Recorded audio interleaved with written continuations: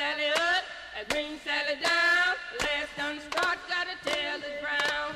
Bring Sally up, bring Sally down. Last done start, gotta tell the ground. I've already primed my eye with a cream base in Pearl. It's a nice creamy light base that'll help the colors shine through. And then you're going to take a big fluffy brush like this, it's comparable to MAC 227, and put gesso all over the lid. Just lightly brush it on there. Let's give an even coat.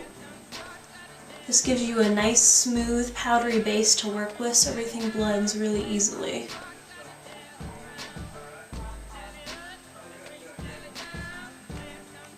Okay, then you're going to take some more of that gesso.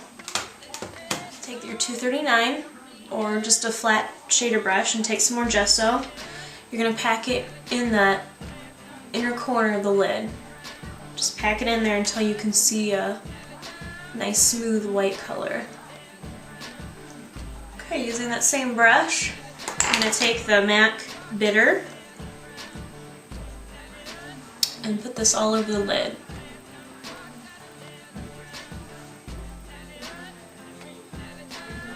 And then we're going to blend that in with the gesso so you don't see the separation between the white and the green.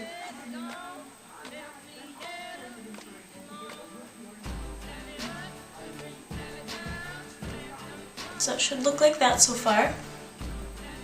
This is the look we're going for.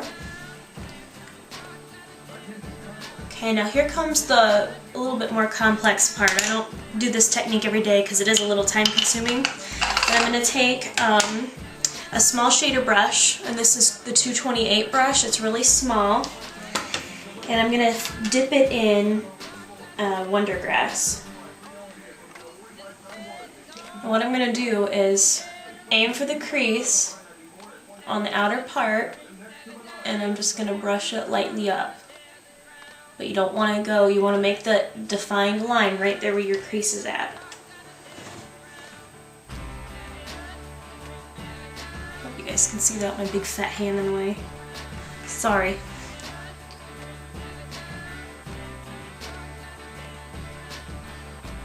I'm going to bring it all the way down, but just slightly. You're basically drawing a line of green where your crease is at. And then you can just brush it up.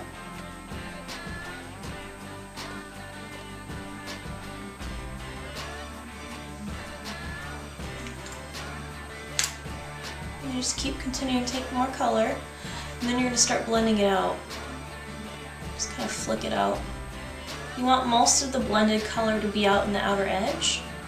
So just start flicking it more like that. You want to leave this inner part not quite as blended out. You want to kind of leave that to where you can see it.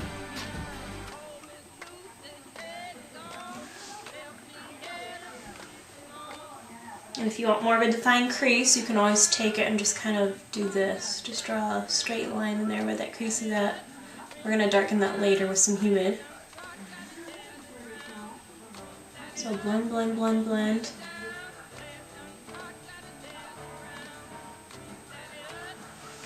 You can see that.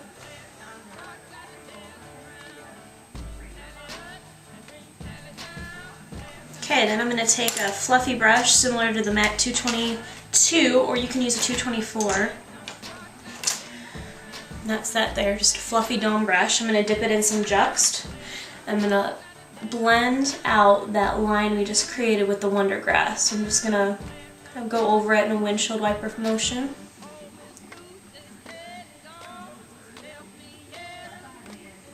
And that'll blend out that harsh line.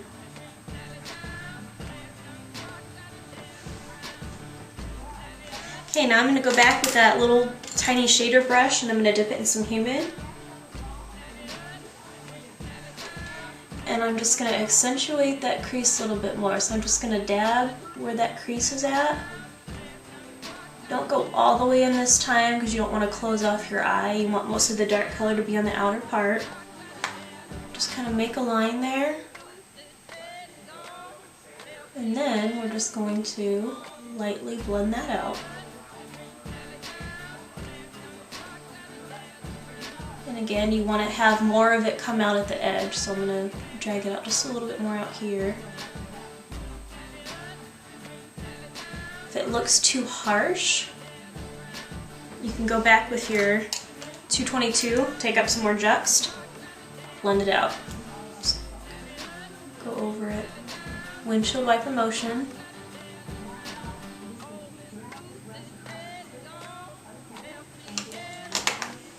Okay, if you want to darken that crease a little more, you can always add more. It's kind of like painting. You're just going to take a step back and look at it, see if there's anything you need to fix.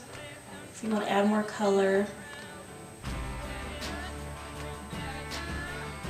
Okay, that should be pretty good.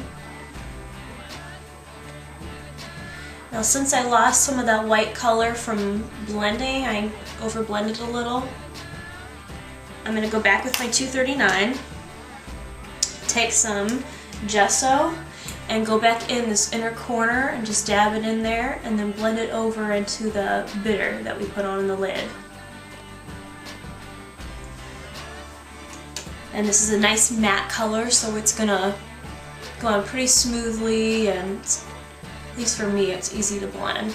Okay, I lost just a teeny bit of that bitter, so I'm going to take just a little bit more of that, go over it, and blend it into the gesso so you don't see a harsh line there. And here comes the fun part. I'm going to take some I'm going to go in with human. Shake off any extra. Okay, we're going to do a lower lash line. Just dab right under the lash line right here. Kind of swipe it across. Go about halfway. Sorry, can't see that. Start here and you're going to go about halfway like that. Okay, and then I'm going to dip it into chartreuse pigment. I have it pressed, but if you have it loose, that's fine. Just take it. See how pretty that color is? It's like a real bright corner. Right under the lower lash line. It gives you a nice pop of color right there. And then just blend it over and into that human that we placed in the outer part of the corner. Some highlight. I'm going to go back with my 239 brush. Clean off just a little bit. 239. I'm going to take a light highlighter. You can use whatever you want. I'm going to use something just a little shimmery right now. I'm using Provence pigment. Put it on the brush, and you're going to put it right under the arch of that eyebrow. Right there. Wherever the highest arch is, dab it on there, and then blend it out. If you want it to be a little lighter color, you could do like a white frost, or if you want something more matte, do vanilla. You could even do more gesso if you wanted. Okay, that's not shiny enough, so I'm going to add just a little bit more. Just dab right there, blend out.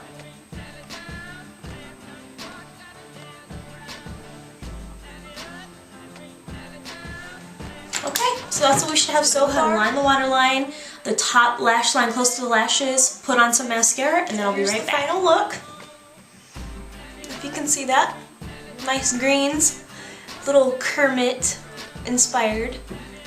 And really fun for summer, something nice and bright. Let me zoom out so you can see what's on the rest of my face. Whoops, sorry. Hello. Okay. For the rest of my look on my cheeks, I used some Sweet William cream blush. First time trying that. It's okay, it's a little hard to blend. And then on my lips is Syrup lipstick with a little bit of Melrose Mood, and then some Starlit Kiss lip gloss on top. So there's the final look.